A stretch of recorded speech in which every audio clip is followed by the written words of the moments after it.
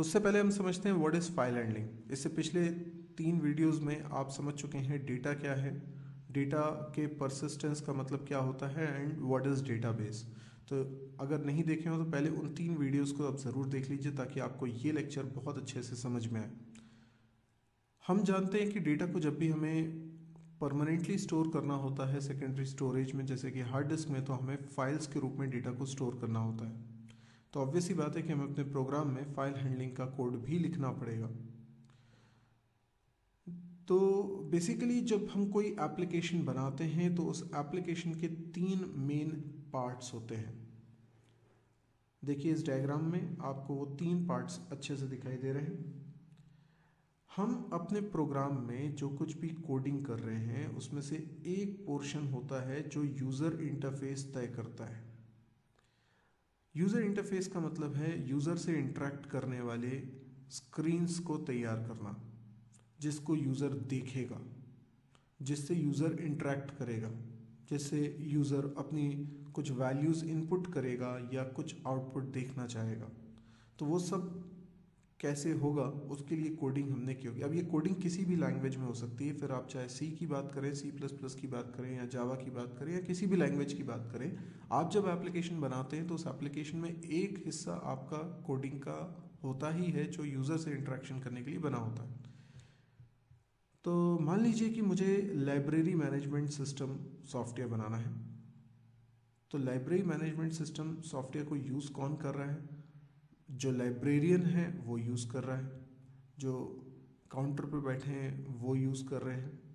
तो library management system को software को यूज़ करने वाले को जो स्क्रीन दिखेगी, जो वो काम कर सकता है, इंटरेक्शन कर सकता है, वो सब कोडिंग हमने यूज़र इंटरफेस के द्वारा बनाया होगा।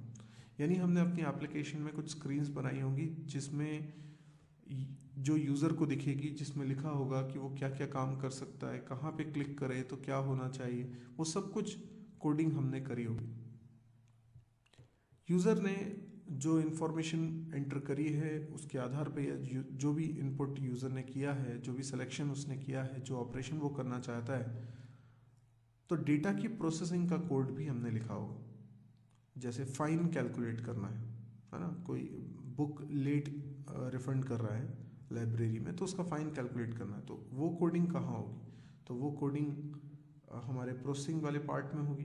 यानी कि हमारी एप्लीकेशन का एक अहम हिस्सा होता है जहाँ पे हम डेटा मैनिपुलेट कर रहे होते हैं, डेटा की प्रोसेसिंग कर रहे होते हैं। तो हमने लॉजिकली अपने प्रोग्राम को डिवाइड कर लिया, अपनी एप्लीकेशन को डिवाइड कर लिया कि यूज़र से इंटरेक्ट करने वाले कोड अलग और डेटा को प्रोसेस करने वाला कोड अलग। ऐसे ही हम इमेजिन करें कि हमारे प्रोग्राम में ऐसा भी कोड होना चाहिए जो डेटा को सेकेंडरी स्टोरेज में पहुंचाता है। जैसा कि हमने पिछले वीडियोस में समझा था कि डेटा परसिस्टेंस, यानी हम चाहते हैं कि डेटा की अवेलेबिलिटी प्रोग्राम के एंड होने के बाद भी रहे। अगर एक बार प्रोग्राम एंड हो जाएगा तो सारे वेरिएबल डिस्ट्रॉय हो जाएंगे, क्योंकि प्रोग्राम को जो मेमोरी मिली होती है उसी के अंदर वेरिएबल्स को मेमोरी मिलती है। अब जब वेरिएबल्स डिस्ट्रॉय हो जाएंगे तो जो डेटा यूज़र ने एंटर किया है वो भी वैनिश आउट हो जाएगा। हम नहीं चाहते कि वो डेटा वैनिश आउट हो, तो हम उस डेटा को परमानेंटली हार्ड डिस्क में रखना प्रेफर करेंगे। हार्ड डिस्क में जब रखेंगे तो फाइल्स के रूप में रखेंगे। अब ये हार्ड डिस्क में फाइल के अंदर ये डेटा जाएगा कैसे? तो इसके लिए जो कोड हमने लिखा होगा that is called file handling. न केवल इतनी सिंपल सी बात नहीं है कि हमें फाइल में सिर्फ डेटा को रखना है, हमें फाइल से डेटा को निकालना भी है, हमें फाइल में डेटा को सर्च भी करना है। कई बार हमें नई फाइल बनानी है, पुरानी फाइल को डिलीट करनी है, कोई डेटा को अपडेट करना है, बहुत सारे काम हो सकते हैं जो इस फाइल पे अप्लाई होंगे। अच्छा, ये फाइल्स जो हैं इनका कलेक्शन यही क्या कहलाता है? ये कहलाता है डेटाबेस। सो डेटाबेस को मुझे एक्सेस करना है। एक्सेस करने के लिए मैंने जो कोड लिखा है that portion is file handling programs. तो ये हमारे एप्लीकेशन में बाकी के लॉजिक से थोड़ा अलग हो जाता है। यानी बाकी सब यूज़र से इंटरेक्शन और डेटा की प्रोसेसिंग की बात कर रहे हैं, और ये वाला जो कोड है सिर्फ इसलिए लिखा जा रहा है क्योंकि हम फाइल्स को मैनेज करना चाहते हैं। यानी हम उस गोदाम को मैनेज करना चाहते हैं जहाँ पे हमने अपनी एप्लीकेशन से रिलेटेड सारा का सारा डेटा रखा हुआ है या रख रहे हैं। तो उसमें रखना, निकालना, बहुत सारे काम करना, ये सारे काम करने की जवाबदारी इस कोड पर होती है। तो अब DBMS क्या है? DBMS is a database management system. अगर फुल फॉर्म की बात करें तो इसका फुल फॉर्म है डेटाबेस मैनेजमेंट सिस्टम। ये बेसिकली कलेक्शन ऑफ प्रोग्राम्स है that enables user to create and maintain database. अगर आप एप्लीकेशन बना रहे हैं तो आप एप्लीकेशन में यूजर इंटरफेस भी बना रहे हैं, डेटा प्रोसेसिंग के कोड भी लिख रहे हैं और फाइल हैंडलिंग का प्रोग्राम भी लिख रहे हैं। ये जो फाइल हैंडलिंग का प्रोग्राम लिख रहे हैं इसमें काफ़ी सारे प्रोग्राम्स हो सकते हैं। ये प्रोग्राम्स बेसिकली रिस्पॉन्सिबल हैं इस डेटाबेस को एक्सेस या हैंडल करने के लिए। तो ये जो प्रोग्राम्स लिखे जा रहे हैं ये खास तरीके के प्रोग्राम्स होंगे, बहुत ध्यान में रखते हुए प्रोग्राम बनाए जाएंगे, क्योंकि किसी भी एप्लीकेशन में डेटाबेस उसकी बैकबोन होती है। अगर डेटाबेस में गड़बड़ हो गई तो आपकी एप्लीकेशन बेकार हो जाएगी। एक अच्छा यूज़र इंटरफेस क्या कर लेगा अगर डेटा ही हमारे पास करप्ट हो जाए? तो हमारा फाइल हैंडलिंग पे खासी रिस्पॉन्सिबिलिटी है कि वो डेटाबेस को प्रॉपरली मेंटेन करे, जिससे कि डेटा सिक्योर रहे, करप्ट ना हो, डेटा रिडंडेंट ना हो, इनकंसिस्टेंट ना हो। डेटा से रिलेटेड जितनी भी सेफ्टी मेजर्स हमें चाहिए वो सब इश्यूज कौन हैंडल करेगा? ये फाइल हैंडलिंग वाला। तो जो प्रोग्रामर ये फाइल हैंडलिंग का टास्क कर रहा होगा ये बहुत ही इंपॉर्टेंट टास्क होगा, बहुत ही हैवी टास्क होगा। यानी हो सकता है हमारी पूरी एप्लीकेशन में जितनी कोडिंग हो रही है उससे ज़्यादा कोडिंग हमें फाइल हैंडलिंग के प्रोग्राम्स में करनी पड़े, और हमें इसके लिए एक्सपर्ट्स की ज़रूरत पड़ेगी। तो ये बड़ा एक्सपेंसिव तरीका है किसी भी प्रोजेक्ट को बनाने का कि जिसमें फाइल हैंडलिंग का टास्क हमें किसी एक्सपर्ट के द्वारा कराना पड़ेगा ताकि हमारा प्रोजेक्ट फेल ना हो। तो ये प्रोग्राम्स जो डेटाबेस को मैनेज करते हैं यही प्रोग्राम्स क्या कहलाते हैं? Database management system. यानी किसी भी सॉफ्टवेयर में ये वाला जो पोर्शन है यही तो है डेटाबेस को मैनेज करने वाला सिस्टम। आप इसको अपने आप में एक सब सॉफ्टवेयर बोल सकते हैं। अगर ये पूरी एक एप्लीकेशन एक सॉफ्टवेयर है तो ये उसका एक पार्ट है जो डेटाबेस को मैनेज कर रहा है। The DBMS is a general purpose software system that facilitates the process। अच्छा एक बात समझिए कि ये जो सॉफ्टवेयर है ना, ये सब सॉफ्टवेयर जिससे कि हम डेटाबेस को मैनेज कर रहे हैं, ये सॉफ्टवेयर बाजार में रेडीमेड भी मिलता है। यस, जैसे एग्जाम्पल के लिए ओरेकल नाम सुना होगा आपने, या एग्जाम्पल के लिए DB2, या एग्जाम्पल के लिए MySQL। ये सारे क्या हैं? ये सारे हैं एग्जाम्पल इस सब सॉफ्टवेयर के। क्या होगा फ़ायदा? मेरे को अपने प्रोग्राम में ये बनाने नहीं पड़ेंगे, मुझे फाइल हैंडलिंग का कोड करना नहीं पड़ेगा। क्यों? क्योंकि ये रेडीमेड सॉफ्टवेयर्स मौजूद हैं। मैं इनमें से कोई भी रेडीमेड सॉफ्टवेयर यूज़ करके अपना काम चला सकता हूँ। इन सॉफ्टवेयर्स के बारे में बात कर रहा हूँ। The DBMS is a general purpose software, मतलब ये एक ऐसा सॉफ्टवेयर है जिसे इस बात से मतलब नहीं कि आपकी एप्लीकेशन में क्या हो रहा है। आपकी एप्लीकेशन लाइब्रेरी मैनेजमेंट सिस्टम है कि होटल मैनेजमेंट सिस्टम है कि रेलवे रिजर्वेशन है या कोई भी एप्लीकेशन हो, ये जो सॉफ्टवेयर्स हैं डेटाबेस मैनेजमेंट सिस्टम के, ये सॉफ्टवेयर जनरल पर्पस सॉफ्टवेयर है।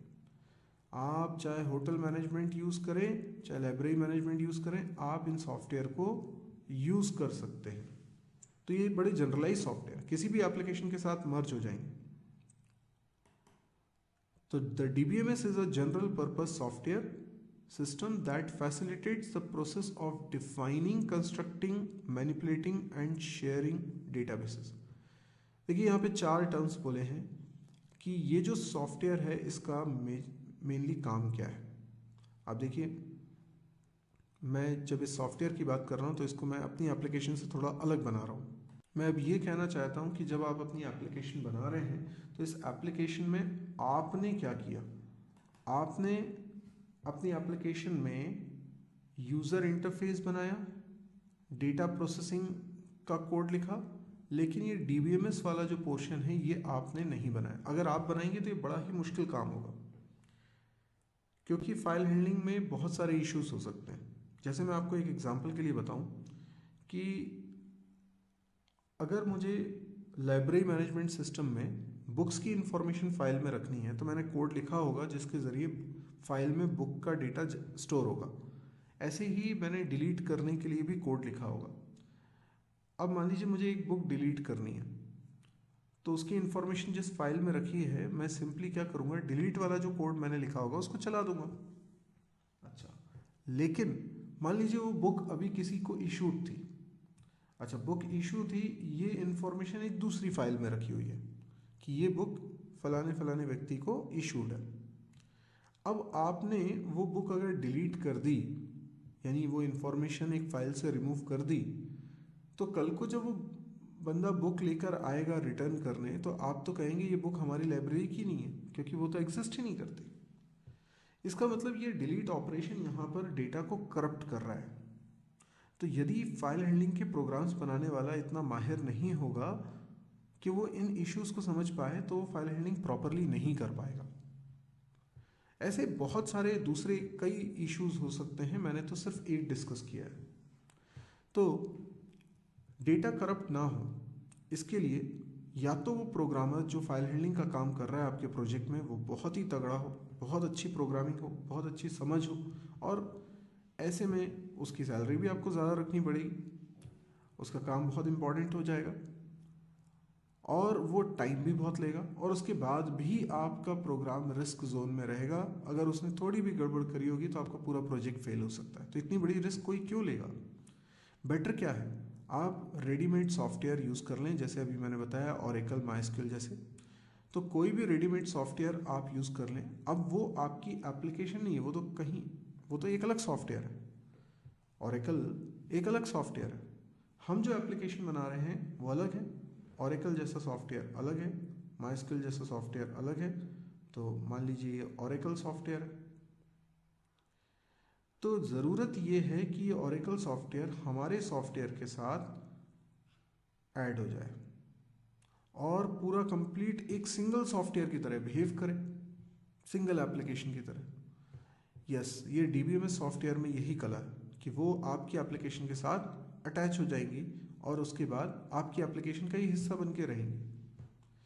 अब आप अपने डेटा प्रोसेसिंग में आप जो कोडिंग कर रहे हैं उसमें सिर्फ इतना लिखिए कि आप ओरेकल तक अपनी बात पहुंचा सकें।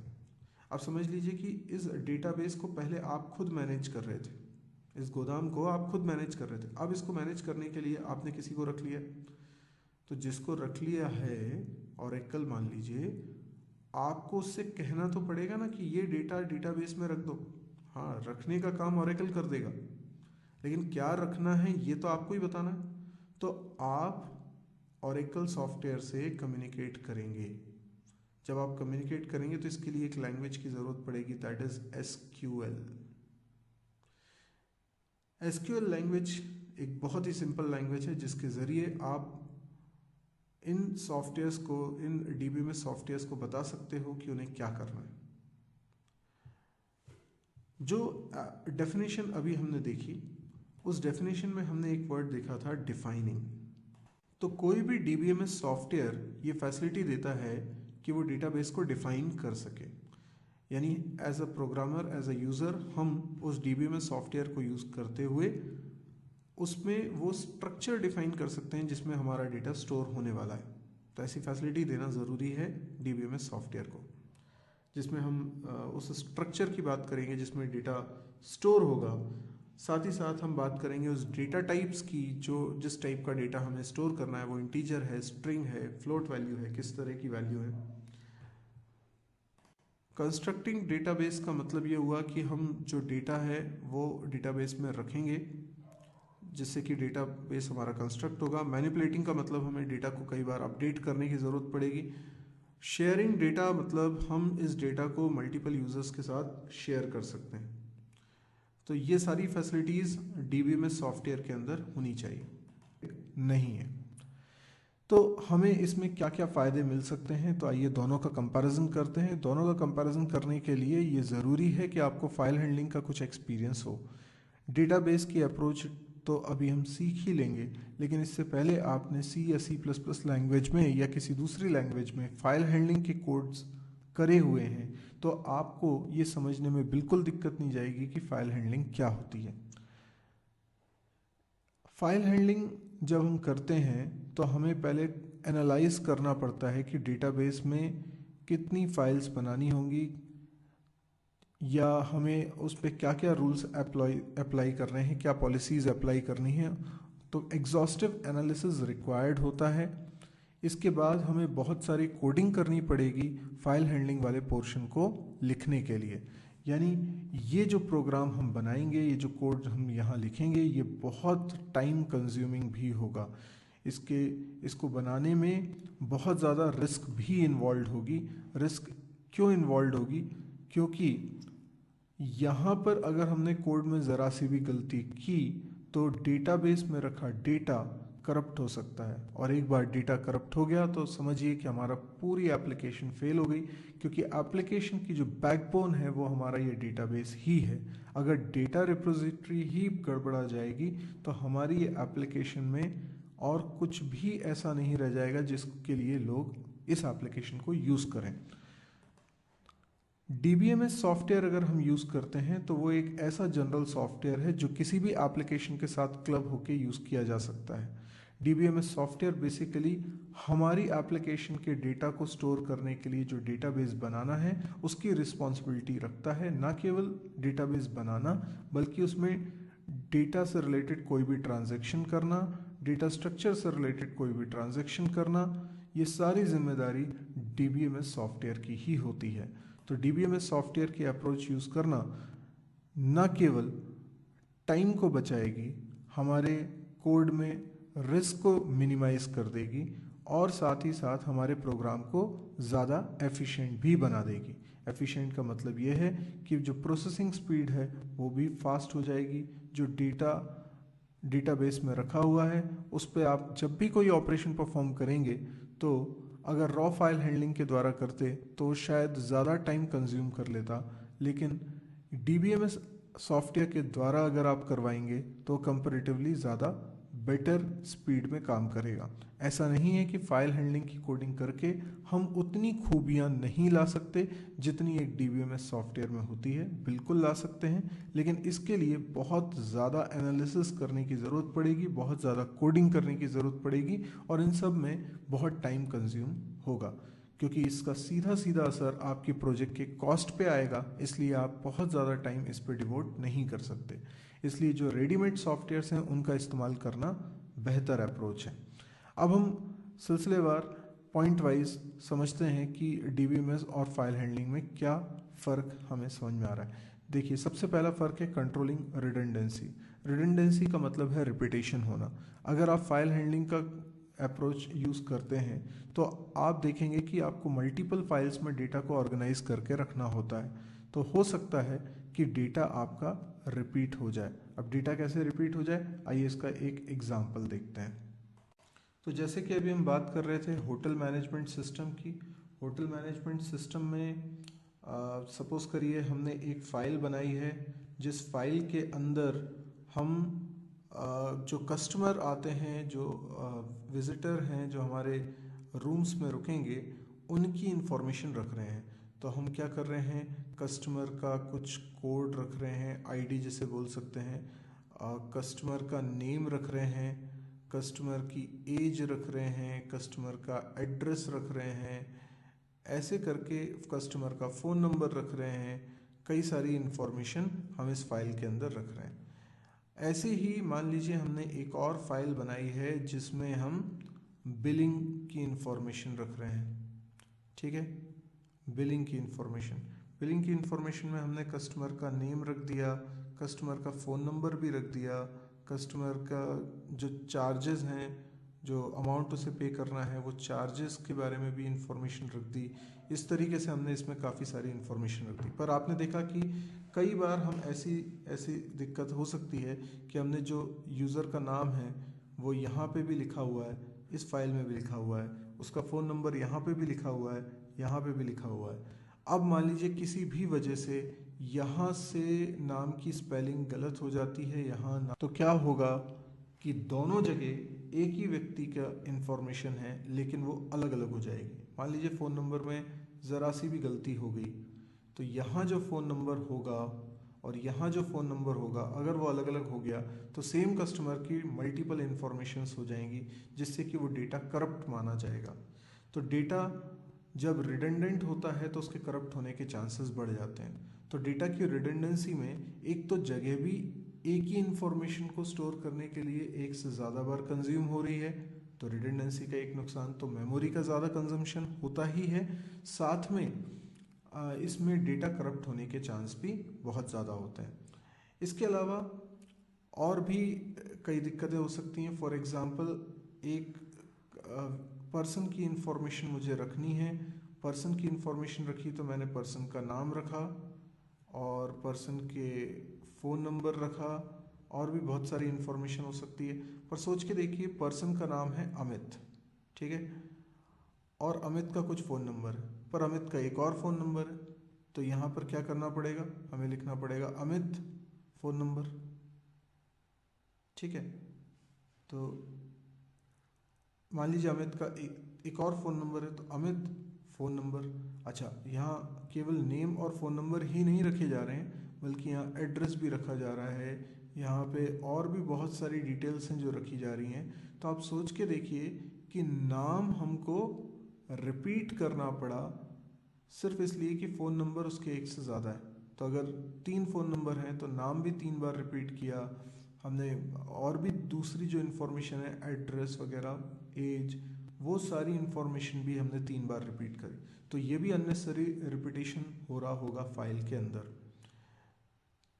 इसके अलावा अगर हम ऐसे कई सारे एग्जाम्पल ले सकते हैं जिसमें कि हम ये रिपीटेशन देखते हैं, इसी रिपीटेशन को हम रिडंडेंसी बोलते हैं, और इस रिडंडेंसी को रिजॉल्व करता है DBMS सॉफ्टवेयर। दूसरा पॉइंट है रिस्ट्रिक्टिंग अनऑथराइज्ड एक्सेस। इसका मतलब ये हुआ कि जब भी कोई यूज़र हमारे इस एप्लीकेशन को यूज़ करेगा, तो जैसे मैं आपको बताऊं, ये होटल मैनेजमेंट सिस्टम का सॉफ्टवेयर है। अब होटल, मान लीजिए ये होटल है, ठीक है, इस होटल में एक रिसेप्शनिस्ट है, ठीक है। तो ये वो काउंटर है जहाँ पे लोग आते हैं, फ्रंट डेस्क है जहाँ पे लोग आते हैं, रूम बुक कराते हैं। इसके अलावा एक है अकाउंटेंट, इसके अलावा एक है जो होटल का एडमिन होगा, ठीक है, एडमिन, और भी कई सारे यूज़र्स इस एप्लीकेशन के हो सकते हैं। तो ये जो एप्लीकेशन है, ये एप्लीकेशन एक सेंट्रलाइज्ड लोकेशन पे रखी हुई है, और ये कंप्यूटर के द्वारा सब इस लोकेशन से कनेक्टेड है। तो यहाँ पे बहुत सारे यूज़र्स हैं जो एक साथ इस एप्लीकेशन को यूज़ कर रहे हैं। डेटाबेस वो यहाँ है, इसका मतलब डेटा एक ही जगह, पर डेटा को एक्सेस कई जगह से किया जा रहा है और अलग अलग रोल्स के लोग एक्सेस कर रहे हैं। तो अकाउंटेंट को सिर्फ उतना पोर्शन एक्सेसिबल होना चाहिए जितना उसके मतलब का है, रिसेप्शनिस्ट को उतना पोर्शन एक्सेसिबल होना चाहिए जितना उसके मतलब का है। अननेसरी वो उन चीज़ों को चेंज ना कर सके जो उसके अधिकार क्षेत्र से बाहर है। तो हर एक रोल पर जो व्यक्ति है उसको एक लिमिटेड एक्सेस ही मिलना चाहिए डेटाबेस का। ये बहुत ज़रूरी है। फाइल हैंडलिंग के द्वारा अगर ये कोड करना होगा तो ये बहुत ही टिपिकल कोडिंग हो जाएगी। तो हम हर यूज़र को रिस्ट्रिक्ट करेंगे यूज़ करने से। कैसे? तो हम उसका यूज़र नेम पासवर्ड मेंटेन करेंगे, हर यूज़र का एक अकाउंट होगा और वो यूज़र लॉगिन करके ही एक्सेस कर पाएगा। और यही बात यहाँ पर भी आप समझ लीजिए कि मल्टीपल यूज़र्स को इंटरफेस प्रोवाइड करते हैं हमारे DBMS सॉफ्टवेयर्स। एक साथ कई सारे यूज़र्स सेम DBMS सॉफ्टवेयर को यूज़ कर सकते हैं। Efficient query processing. Efficient query processing का मतलब है कि फास्ट क्वेरी के रिजल्ट्स देना। अब किस तरह की क्वेरी होती है? जैसे रिसेप्शन पे कोई आया और उसने पूछा कि भाई कितने रूम्स खाली हैं या मुझे एक रूम चाहिए है, तो रिसेप्शनिस्ट को क्या करना होगा, रूम की अवेलेबिलिटी चेक करनी पड़ेगी, रूम्स की इंफॉर्मेशन कहाँ रखी है डेटाबेस में। तो एक क्वेरी यहाँ से सेंड होनी चाहिए इस मशीन तक और यहाँ से फिर रिप्लाई आएगा, ठीक है। यहाँ पे जो क्वेरी की गई है उसको ये कितनी जल्दी रिवर्ट बैक कर देता है, कितनी जल्दी रिस्पॉन्स दे देता है, ये इस बात पे डिपेंड करता है कि यहाँ पर वो डेटा सर्च करने के लिए क्या कोड लिखा गया है। अब अगर फाइल हैंडलिंग के द्वारा हम ये काम करेंगे तो हमारी एल्गोरिथम पे बहुत कुछ डिपेंड करेगा कि हम कितनी एफिशिएंट एल्गोरिथम बना पाते हैं।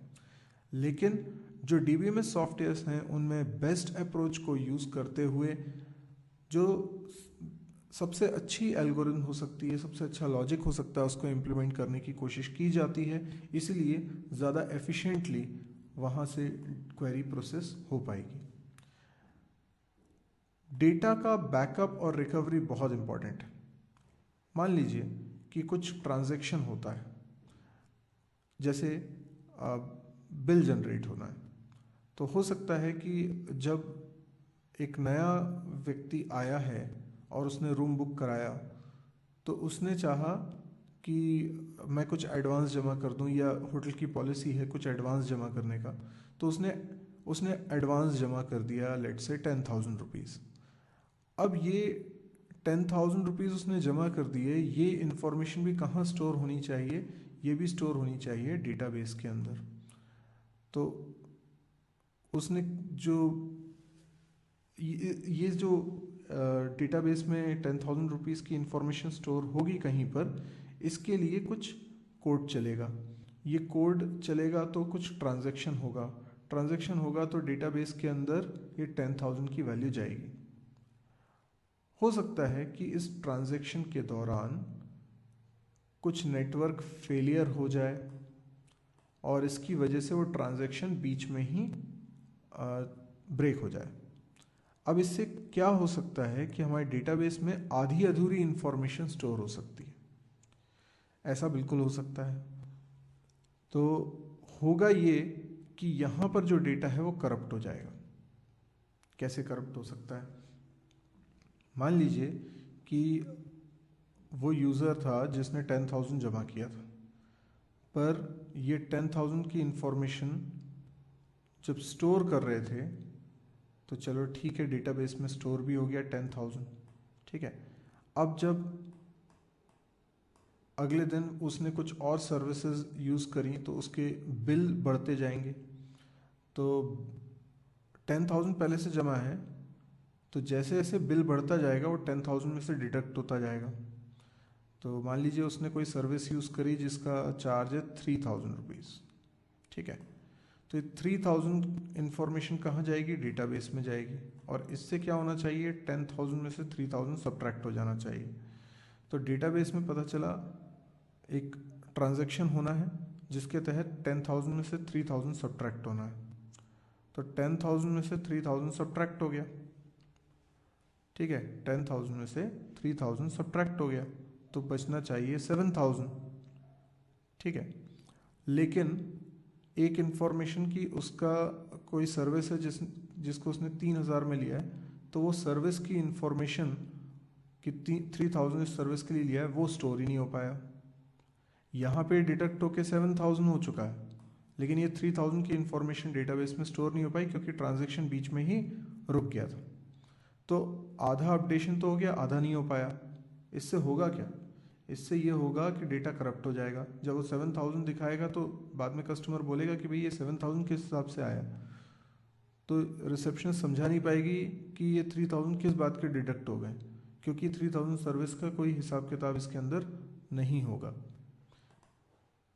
तो ऐसे ट्रांजैक्शन में कुछ फेलियर हो सकते हैं जिसके कारण डेटा करप्ट हो सकता है। ऐसा ना हो इसके लिए बैकअप और रिकवरी के ऑप्शन होने चाहिए।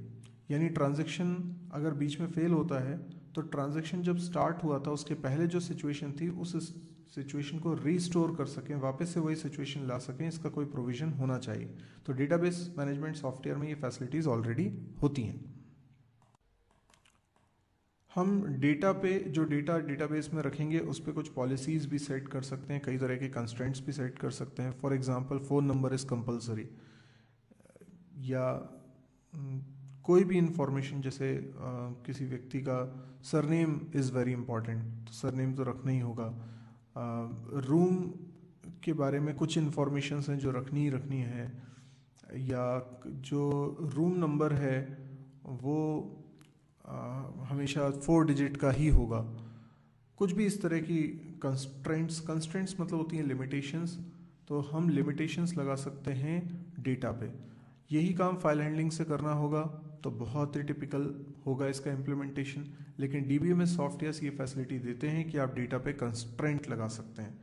फॉर एग्जांपल, आपको कोई डेटा एंटर करना है, डेटाबेस में स्टोर होना है, हम चाहते हैं कि वो डेटा एक पर्टिकुलर रेंज में हो, यानी वो डेटा की वैल्यू मिनिमम इतनी हो, मैक्सिमम इतनी हो। अगर ऐसा नहीं रहता है तो डेटा स्टोर ही ना हो। तो इस तरह के कंस्ट्रेंट्स, इस तरह की पॉलिसीज़ हम इम्प्लीमेंट कर सकते हैं। हम ये भी कर सकते हैं कि अगर कोई डेटा एंटर ना किया जाए तो बाय डिफ़ॉल्ट कोई वैल्यू वहाँ पर फीड हो जाए। तो इस तरीके से हम कई तरह के पॉलिसीज़, रूल्स को अप्लाई कर सकते हैं on the data. Relationship among data, मतलब ये है कि हम डेटा के बीच के रिलेशनशिप को फाइल हैंडलिंग के द्वारा अगर मेंटेन करना चाहेंगे तो ये बड़ा मुश्किल काम होगा, लेकिन यहाँ पर बहुत ही आसानी से हम इम्प्लीमेंट कर सकते हैं। अब डेटा के बीच में रिलेशनशिप का मतलब क्या हुआ, इसको बहुत ध्यान से समझिए। जैसे अगर मैं लाइब्रेरी मैनेजमेंट सिस्टम की बात करूं, तो मेरे पास एक फ़ाइल होगी जिसमें मैं बुक्स की इंफॉर्मेशन रख रहा हूं। ये एक फ़ाइल है जिसमें बुक्स की इंफॉर्मेशन है, और एक और फाइल है जिसमें बुक इशूड की इंफॉर्मेशन है। यानी बुक अगर हमने किसी को इशू की हुई है, लाइब्रेरी का प्रोजेक्ट है तो बुक इशू की हुई है, तो उसकी इंफॉर्मेशन यहाँ है। तो सोच के देखिए, यहाँ कोई बुक्स के रिकॉर्ड्स रखे हैं, बुक 1, बुक 2, बुक 3, इस तरीके से रखे हुए हैं। अब मुझे कोई बुक को डिलीट करना है, तो फाइल हैंडलिंग में मैंने रिकॉर्ड डिलीट करने का कोड लिख दिया, नो इशू। लेकिन मान लीजिए जिस रिकॉर्ड को मैं रीड कर रहा हूँ, डिलीट कर रहा हूँ बुक फाइल से, वो अभी बुक किसी को इशूड है। तो अगर ये रिकॉर्ड आपने डिलीट कर दिया तो इस फाइल में से तो ये डेटा चला गया, पर इस फाइल में डेटा अभी भी एग्जिस्ट कर रहा है। तो ये प्रॉब्लम हो जाएगी, क्योंकि जब वो बुक लौटाने आएगा तो हम कहेंगे इस नाम की तो कोई बुक हमारे पास है ही नहीं, क्योंकि वो रिकॉर्ड तो डिलीट हो चुका है। तो होना ये चाहिए कि ये जो दोनों के बीच में रिलेशनशिप है ना, ये रिलेशनशिप मेंटेन होना चाहिए। ये जो रिलेशनशिप रहेगा, इस रिलेशनशिप के चलते होना ये चाहिए कि बुक फाइल से डेटा तब तक डिलीट ना हो B2 का, जब तक कि वो दूसरी फाइल में एग्जिस्ट कर रहा है। तो इस तरह से अगर फाइल हैंडलिंग के द्वारा हमें इम्प्लीमेंटेशन करना होगा तो ये बहुत ही टिपिकल टास्क होगा। इसके लिए आपको स्पेशलाइज कोड लिखने पड़ेंगे, पर DBMS सॉफ्टवेयर इस तरह के बातों को भी मेंटेन करती है, डेटा के बीच के रिलेशनशिप को मेंटेन करती है। DBMS सॉफ्टवेयर को यूज़ करेंगे तो एक और फ़ायदा ये है कि आपका डेवलपमेंट टाइम बहुत फास्ट हो जाएगा। क्यों? क्योंकि आपको तो सिर्फ एप्लीकेशन में वही पोर्शन बनाना है जो यूज़र इंटरफेस का है और डेटा प्रोसेसिंग का है, फाइल हैंडलिंग वाला पोर्शन बनाना ही नहीं पड़ेगा। तो इससे एक तो रिस्क भी मिनिमाइज हो जाएगी और डेवलपमेंट टाइम भी कम लगेगा, तो इससे आपके ओवरऑल प्रोजेक्ट की कॉस्ट भी रिड्यूस हो जाएगी। फ्लेक्सिबिलिटी हमको इसमें मिलती है। कल को हो सकता है कि हमें जो डेटा स्टोर कर रहे हैं उसके स्ट्रक्चर में ही चेंजेस करने की ज़रूरत पड़ जाए। अब ये चेंजेस करना फाइल हैंडलिंग के द्वारा अगर हमने कोडिंग करी होगी तो इतना आसान नहीं होगा, जबकि DBMS में हमें ये सारी फैसिलिटीज़ बहुत सिंपल वे में मिल जाती हैं। तो इसी कारण हमारा प्रोजेक्ट अगर स्केल यानी उसको मैग्नीफाई करना होगा, कल को उसके अंदर और ज़्यादा डेटा स्टोर होने वाला है, हमारे प्रोजेक्ट की रिक्वायरमेंट ऐसी होती है कि उसको थोड़ा सा हमें एक्सपैंड करने की ज़रूरत पड़ती है, तो फाइल हैंडलिंग की जो कोडिंग है उसको एनहांस करना थोड़ा मुश्किल काम होगा, जबकि DBMS में ये सारी फैसिलिटीज़ बिल्ट इन होती हैं। तो DBMS का यूज़ करना कई लिहाज से बहुत ज़्यादा अच्छा है, लेकिन सबसे ज़्यादा इम्पॉर्टेंट अपन बात करें तो हमारा इसमें टाइम की बचत होती है और हमारा कोड जो है वो एफिशिएंट होता है, रिस्क फ्री होता है। तो ये बहुत इंपॉर्टेंट बात है जिसके कारण हम DBMS सॉफ्टवेयर को यूज़ करना प्रेफर करेंगे। यदि आपको ये वीडियो पसंद आया हो तो आप इसको लाइक करिए, आपको लगता है कि ये काफ़ी यूज़फुल है तो आप अपने फेसबुक वॉल पे इसको शेयर